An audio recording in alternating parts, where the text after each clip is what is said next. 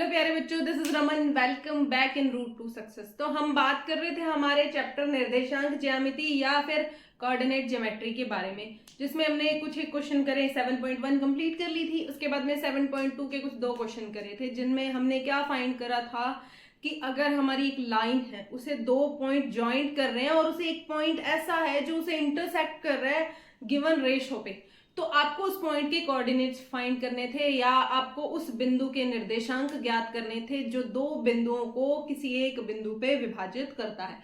आज हम बिल्कुल इसी फॉर्मूला को यूज करेंगे, लेकिन उसके थोड़े से अलग टाइप के क्वेश्चन करेंगे। तो चलिए हम स्टार्ट करते हैं हमारे आज के क्वेश्चंस में। उससे पहले आपको थोड़ा सा कल वाले पे हम वापस से प्रिपेयर करते। देखिए, कल हमने पढ़ा था कि अगर हमारे पास दो पॉइंट है ए और बी, उसके कोऑर्डिनेट्स दे रखे हैं, यानी कि इसके x1 y1, इसके x2 y2, तो हमारा कोई एक ऐसा पॉइंट होगा, यानी कि यहाँ पे कोई एक P पॉइंट होगा जिसके कोऑर्डिनेट्स हमें फाइंड करने होंगे या दे रखे होंगे, और इस पॉइंट को इस पूरी लाइन को जिस पॉइंट पे वो इंटरसेक्ट कर रहा है, वहां डेफिनेटली कोई ना कोई रेशो तो डेफिनेटली होगा, m1 रेशो m2। ठीक है, ऐसा कुछ होगा। अब देखिए, अब हमारा इसमें क्या चीज है, हमने क्या पढ़ा था, हमने लास्ट क्लास में इसके लिए हमने फाइंड कर लिया था फॉर्मूला। कौन सा? Section formula. अब देखिए, अगर मुझे क्या दे रखा हो, ये पॉइंट्स भी दे रखे, तो हमें ये m1 m2 फाइंड करना हो, तो जहां जहां ये पॉइंट्स दे रखे हैं वहां वहां वैल्यू पुट करो, m1 m2 की वैल्यू आ जाएगी। लेकिन अब तीसरी कंडीशन ऐसी आती है कि जब ये सिर्फ दो पॉइंट्स दे रखे हो, उसके अलावा ना तो ये दे रखा हो ना ये दे रखा हो, तो आप जो रेशो है ना वो क्या लेट करेंगे, के रेशो 1 लेट करेंगे। क्योंकि अगर ये फ्रिक्शन में भी आ गया तो इसे हम रीअरेंज करके हम बता देंगे कि वो किस रेशो पे है। ठीक है, अगर ये भिन्न में आता है तो चलिए अब स्टार्ट करते हैं हम आज के क्वेश्चन के बारे में, which one is fourth question.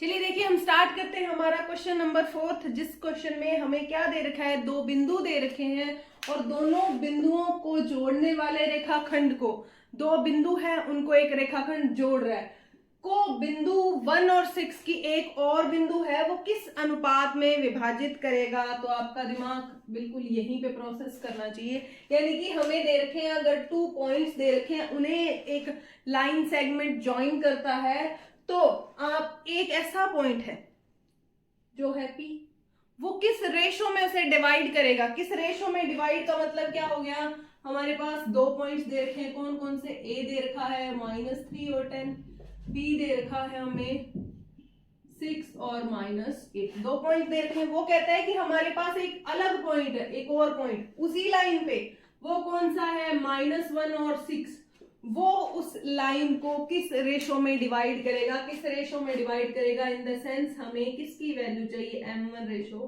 m2 की। तो अब हम क्या यूज करेंगे, सेक्शन फॉर्मूला या विभाजन सूत्र,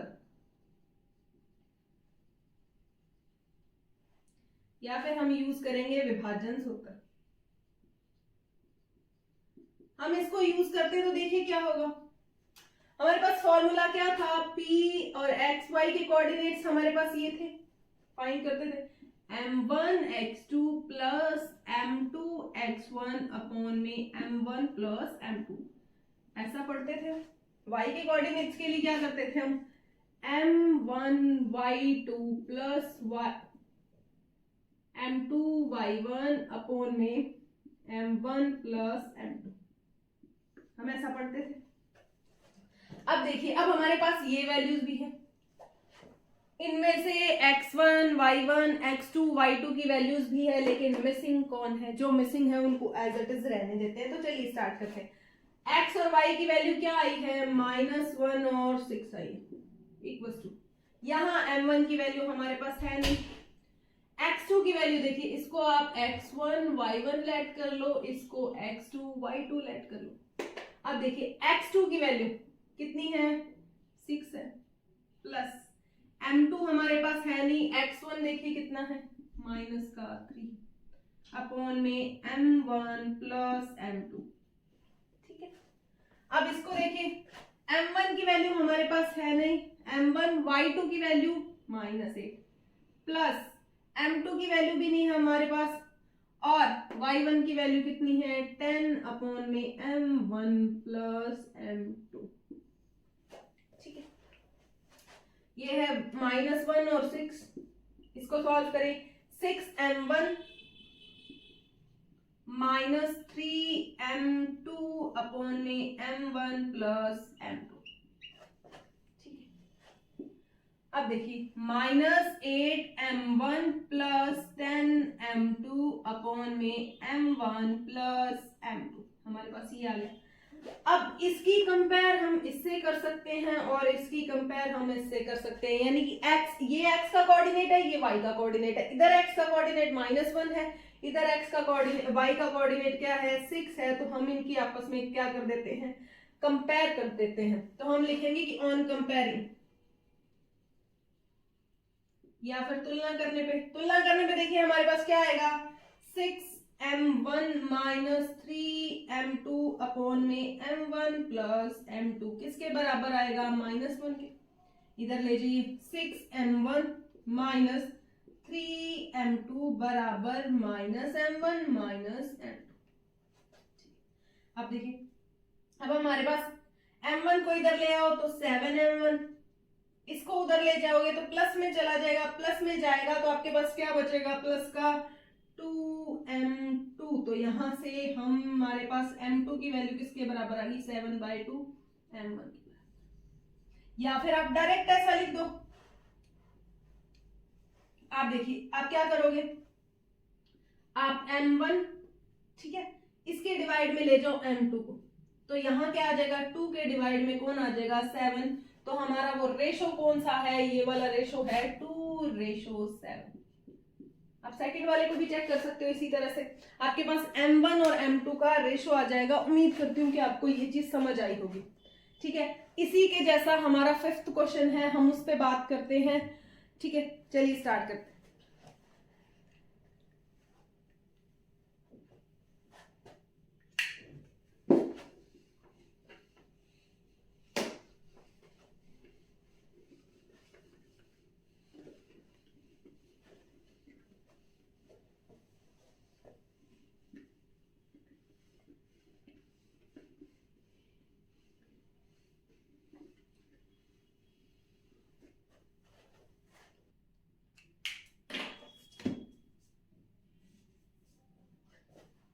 चलिए तो हम स्टार्ट करते हैं। हमारे क्वेश्चन में देखिए, वह अनुपात ज्ञात कीजिए कि हमें कौन फाइंड करना है, रेशो फाइंड करना है, जो बिंदुओं ए और बी को मिलाने वाले रेखाखंड को एक्स अक्ष पर विभाजित करता है, उसके निर्देशांक ज्ञात कीजिए। तो हमें एक तो ये वाला क्वेश्चन बताना है, एक ये वाला क्वेश्चन बताना है।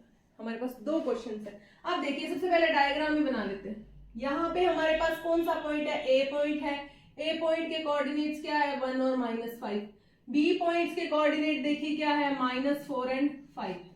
अब वो कहता है कि इसे एक ऐसा पॉइंट, कौन सा पॉइंट, जो एक्स एक्सिस पे है, यानी कि ये पॉइंट है वो किस पे है, एक्स एक्सिस पे। हम जानते हैं कि एक्स एक्सिस पे वाई की वैल्यू क्या होती है, हमेशा 0 होती है, कि हमारे एक्स एक्सिस होगा, हम एक कोऑर्डिनेट प्लेन या फिर ज्यामितीय जो प्लेन होता है उसमें जब हम बिंदुओं को प्रदर्शित करते हैं या शो करते हैं तो उसमें एक्स एक्सिस पे वाई के कोऑर्डिनेट्स हमेशा क्या होते हैं, 0, और इसके अलावा वाई एक्सिस पे एक्स के कोऑर्डिनेट हमेशा क्या होते हैं, 0 होते हैं।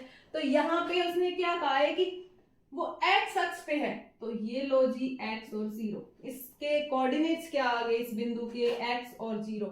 उसके बाद में उसने क्या बोला है कि आपको रेशो भी बताना है, यानी कि अनुपात भी बताना है, तो m1 रेशो m2। अब जब मैंने बताया था कि अगर आपके पास इस बिंदु को जहां पे ये पॉइंट इंटरसेक्ट करता है तो ये पॉइंट भी ना पता हो और रेशो भी ना पता हो, तो आप रेशो क्या लेट करते हैं, हम लेट कर लेते हैं, लेट रेशो या अनुपात क्या है, के अनुपात 1, m1 m2 लेट करके नहीं चलेंगे।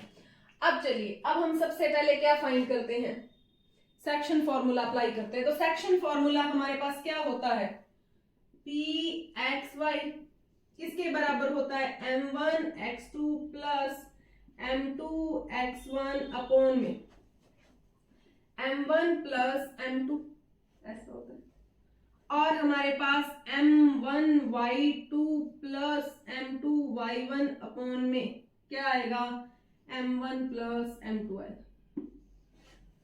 ठीक है, अब देखें x और y कोऑर्डिनेट्स क्या हैं, x और 0 है, ठीक है, बराबर m1 की वैल्यू हम क्या लेट कर लेते हैं, ये m1 ये m2, तो हम के x2 देखिए x1 y1 ये x2 y2 है।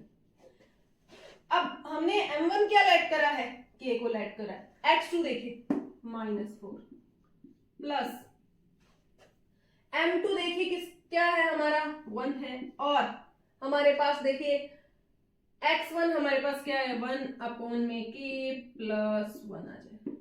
इसी तरह y के लिए बात करते हैं, तो m1 देखिए क्या है k और y2 क्या है 5 प्लस 1, और y1 हमारे पास क्या है -5 अपॉन में k प्लस 1।